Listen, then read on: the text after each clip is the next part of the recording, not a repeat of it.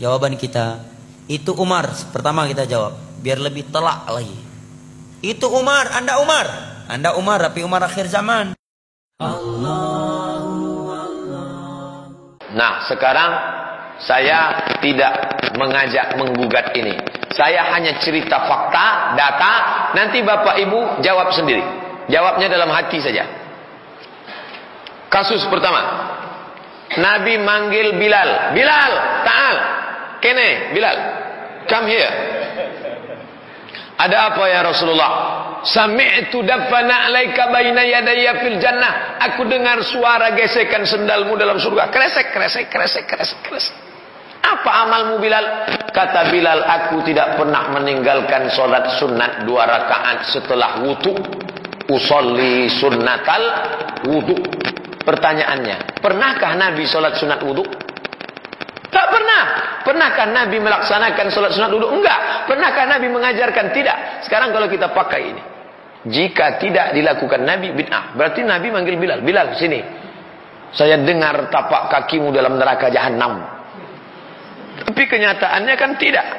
Maka terbantahkan ini. Ini kaedah tidak ada dalam ilmu usul fikih, tidak ada dalam kawaid fikih. Ini yang buat orang sekarang. Dapatnya dari mana? Wallahu a'lam bishawab. Hanya ingin menjelekkan umat Islam. Jika tidak dilakukan Nabi, bid'ah. Bilal tidak pernah solat sunat 2 rakaat, tidak pernah diajarkan Nabi SAW.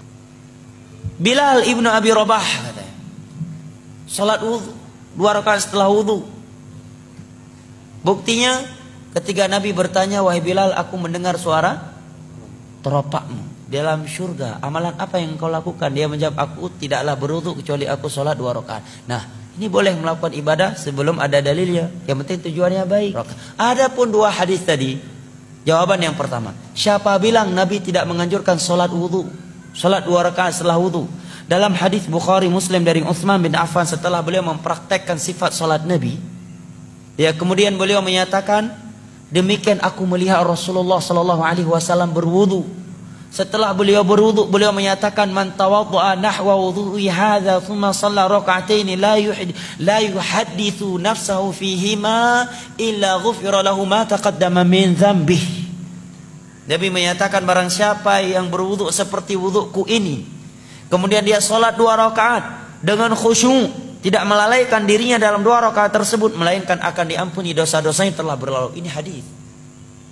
Dan Nabi udah sholat dari semenjak di Mekah. Mungkin nggak Nabi sholat di Mekah tanpa wudhu? Hah? Subhanallah. Itulah kalau sudah hawa nafsu yang bermain, jemaah.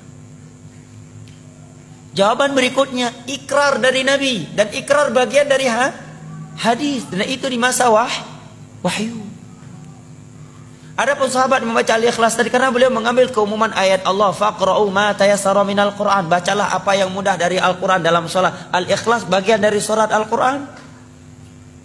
Lebih dari itu beliau melakukannya di zaman wahyu, di mana agama belum sempurna kecuali setelah Nabi diwafatkan dan diikrarkan, dibenarkan oleh Rasulullah. Anda buat bid'ah ini, siapa yang ikrar ya? Anda sahabat? Bukan. Zaman wahyu? Bukan. Yang ikrarnya siapa? Rasulullah? Bukan. Abu Nawas? Iya. Ya kan? Ada juga yang mencari dalil untuk membolehkan bid'ah. Tuh, Umar menyatakan nikmatul bid'atu hadhihi. Masya Allah, ilmiahnya dengan tanda kutip. Sebaik-baik bid'ah, senikmat-nikmat bid'ah adalah ini, tatkala salat tarawih di masa beliau dikerjakan berjamaah. Jawaban kita, itu Umar. Pertama kita jawab, biar lebih telak lagi. Itu Umar, Anda Umar. Anda Umar, tapi Umar akhir zaman. Satu. Kedua, Umar termasuk khulafa ar-rasyidin yang ada perintah dari Nabi untuk mengikuti sunnah mereka. 3. Apakah yang dikatakan oleh Umar itu sama sekali tidak ada di masa Nabi? Ada. Nabi sholat 3 malam berturut-turut tarawih berjamaah. Kemudian beliau berhenti.